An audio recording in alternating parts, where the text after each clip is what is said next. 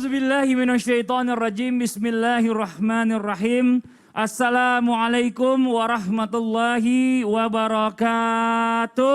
Waalaikumsalam warahmatullahi wabarakatuh. Jamaah, oh jamaah. Alhamdulillah. Alhamdulillahirabbil alamin. Allahumma sholli ala sayyidina Muhammad wa ala ali sayyidina Muhammad. Jamaah Islam itu indah yang dirahmati Allah ya. Yang namanya manusia ini pasti butuh makan dan minum. Ada nggak manusia yang nggak makan minum?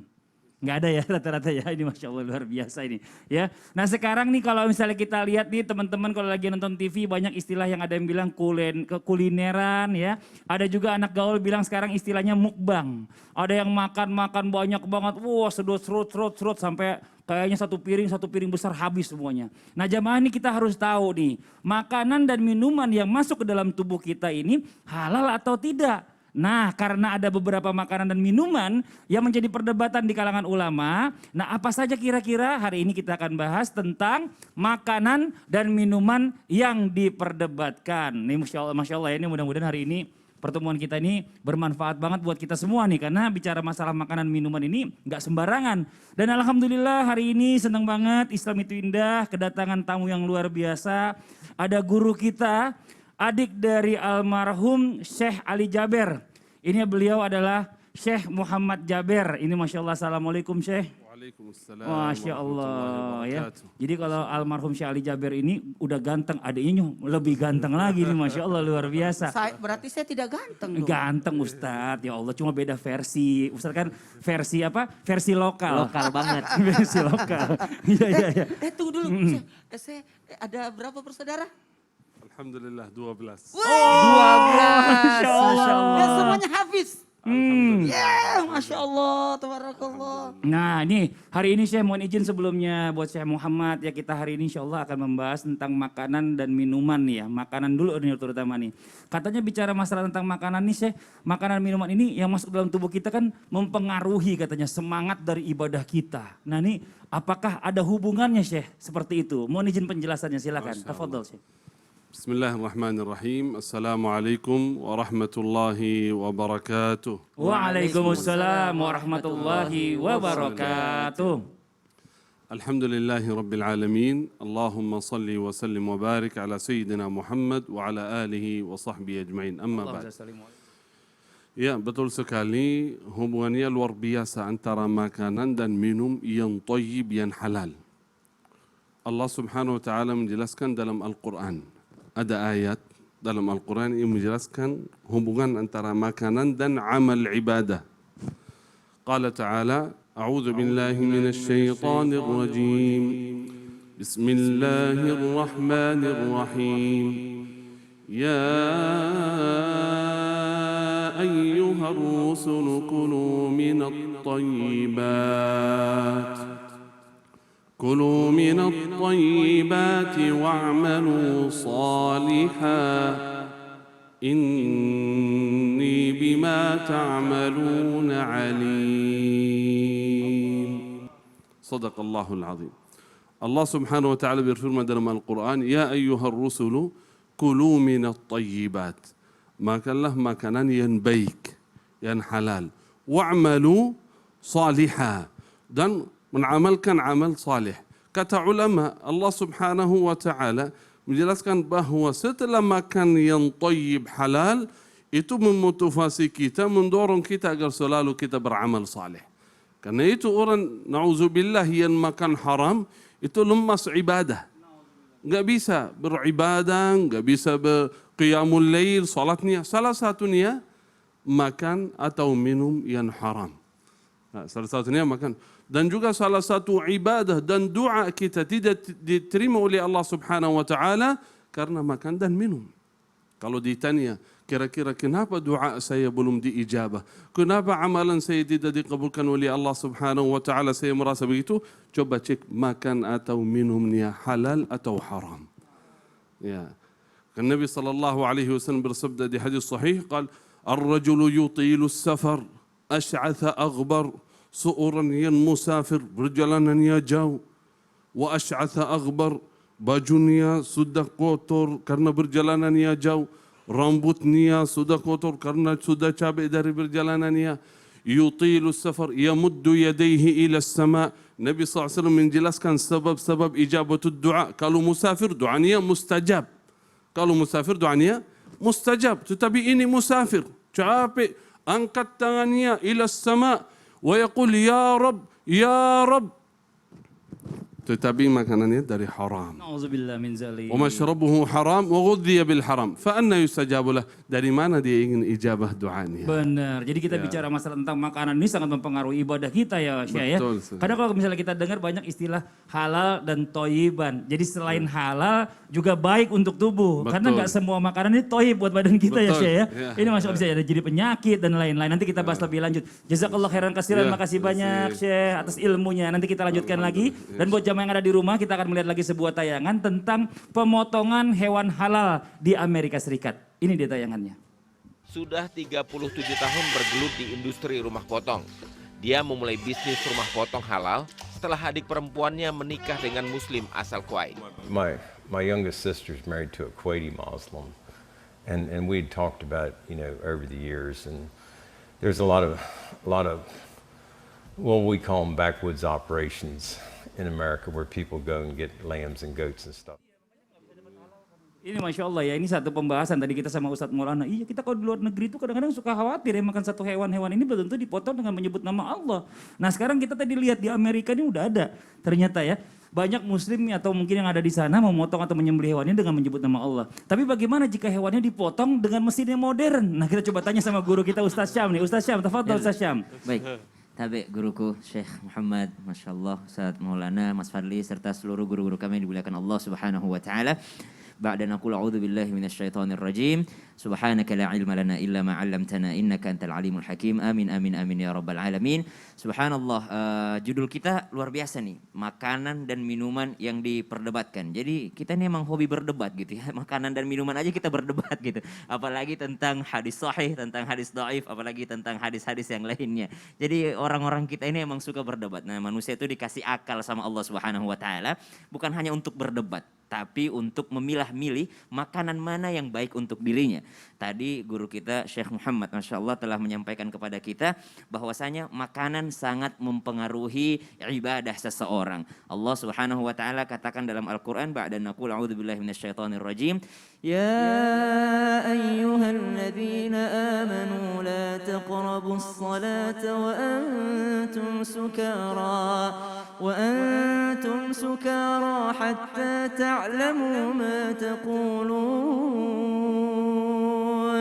Bahkan orang-orang yang telah mengkonsumsi sesuatu yang membuat dia mabuk itu dilarang untuk mendekati sholat sampai mereka mengerti apa yang mereka baca dalam sholatnya. Artinya adalah makanan sangat mempengaruhi bukan hanya diterimanya ibadah kita, sahnya sholat kita, bahkan doa-doa kita. Sekarang ada penyembelihan tidak menyebut nama Allah Subhanahu wa Ta'ala. Kembali dulu ke hukumnya. Apa sih hukumnya menyebut nama Allah Subhanahu wa Ta'ala ketika menyembelih suatu hewan? Maka jumhur ulama mengatakan bahwasanya hukum menyebut nama Allah Subhanahu wa Ta'ala pada saat menyembelih, pada saat sembelihan yakni sunnah. Jadi jumhur itu mengatakan bahwa sunnah. Namun Imam Abu Hanifah mengatakan wajib. Karena dalam Al-Quran disebutkan lam yadhkurismallahi fa innahu lafisqa gitu. Kalau tidak disebutkan nama Allah Subhanahu wa Ta'ala itu tidak diterima atau tertolak yang namanya sembelihannya.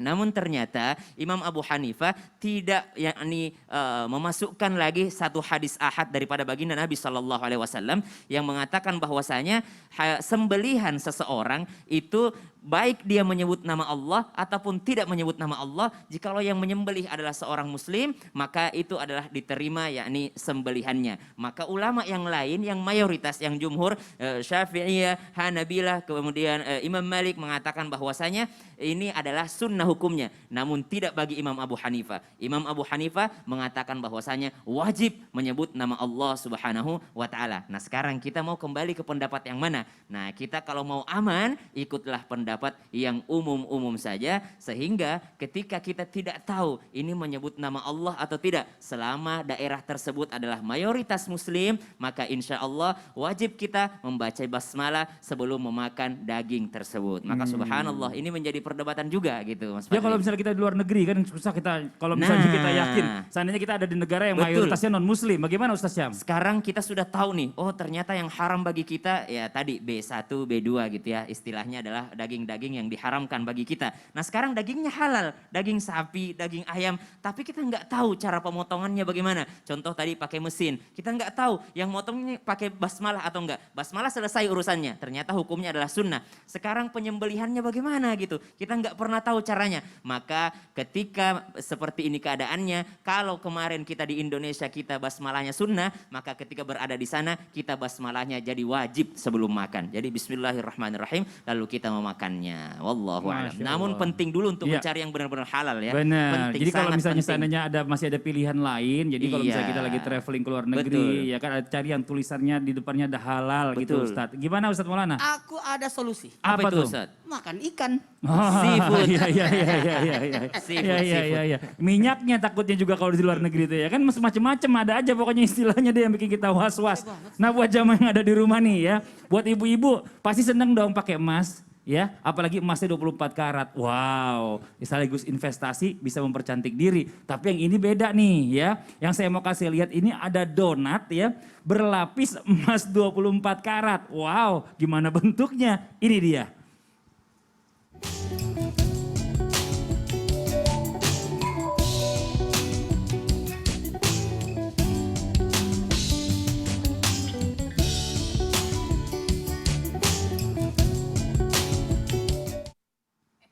Nah ini dia nih Ustadz Maulana nih ya bicara masalah emas ini kalau emas dipakai cantik lah pasti ya. Nah sekarang bicara masalah emas ini juga kan kebanyakan juga yang pakai kan kaum hawa. Laki-laki bahkan disunahkan Rasulullah kalau bisa nggak usah pakai emas deh gitu ya kan. Nggak bagus untuk laki-laki, diharamkan kan gitu. Nah sekarang bagaimana dengan makanan nih atau serta minuman yang terbuat dari emas. Apakah itu haram dimakan ya? Katanya kita makan minum dengan piring serta gelas yang terbuat dari perak aja haram hukumnya. Ini bagaimana penjelasannya Ustadz Manijin? Silakan tafadhol. Izin. Aduh Syekh luar biasa. Makasih banyak. Selamat datang di Islam Indah. Semoga bisa langgeng terus dan betah di Islam Indah. Bismillahirrahmanirrahim. Assalamualaikum warahmatullahi wabarakatuh. Waalaikumsalam warahmatullahi wabarakatuh. Jamaah. Yeay. Oh jamaah. Yeay. Alhamdulillah. Alhamdulillahirrabbilalamin. Allahumma salli ala sayyidina Muhammad wa ala sayyidina Muhammad. Satu bentuk pujian dan rasa syukur kita. Hari ini kita betul-betul menjaga diri kita. Karena kalau berbicara tentang makan dan minum tadi sudah dibahas oleh Syekh Muhammad tadi. Makasih banyak, pembahasannya sangat bagus sekali karena mempengaruhi tentang diri kita. Bahkan apa yang kita makan kita akan menyipati sifat makanan itu. Jadi kita itu dilarang makan binatang buas supaya kita tidak bersifat binatang buas. Kita dilarang makan binatang yang menjijikkan, binatang yang bertaring, binatang yang bercakar, binatang yang hidup di luar alam. Kenapa? Karena jangan sampai kita bersifat apa yang kita makan tersebut. Tadi juga dijelaskan oleh Ustaz Sam luar biasa bagaimana cara pemotongannya. Karena halal itu halal jenisnya, halal perolehannya, halal cara makannya. Jadi apa prosesnya? Ini yang harus diperhatikan. Nah gimana nih? Wah tahu aja kalau Mas Fadli saya suka emas. Saya suka emas tapi bukan untuk dimakan. Saya suka emas bukan untuk saya pakai. Saya suka emas buat anak-anak. Untuk investasi, untuk masa depan. Nah buat kita semua gimana nih? Lihat tujuan penciptaannya. Lihat penggunaannya. Makanan minuman terbuat dari emas. Itu emas bukan untuk dimakan. Untuk dipakai. Dan dipakai pun ada aturannya. Aturannya buat apa? Aturannya adalah untuk digunakan oleh wanita. Percantik anak perempuanmu. Nikahkan anak laki-lakimu. Kalau berbicara tentang makan emas, saya rasa kita sepakat. Enggak boleh. Dan alhamdulillah kita ini memuliakan, cuma dalam hal ini ada aturannya. Bahkan bejana atau tempat atau piring atau alat makan pun dilarang menggunakan emas. Karena barang siapa yang minum dari wadah cangkir yang terbuat dari emas atau perak, maka sesungguhnya dia telah mendidikkan perutnya dengan api jahanam. Hadis riwayat Muslim. Sebagai ujian buat kita, apakah kita mampu menjalankan ketaatan atau kita mengutamakan hawa nafsu.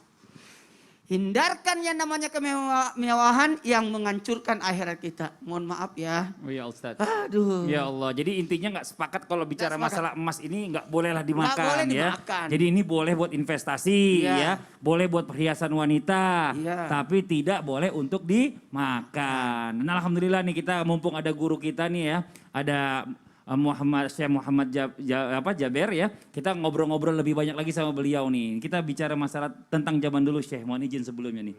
Nah pertanyaannya bagaimana dengan mungkin ya, mohon maaf sebelumnya, alkohol yang terkandung dalam obat-obatan ya kan. Ini apakah diperbolehkan atau tidak Syekh hukumnya? Mohon izin penjelasannya. Tafadhol Syekh. Bismillah. Masya Allah. Ketika datang Nabi Muhammad SAW membawa manusia dari zaman jahiliyah ila nur, dari kegelapan ke cahaya yang terang. Ada aturan. Ada aturan syariat Islam yang harus kita ikuti.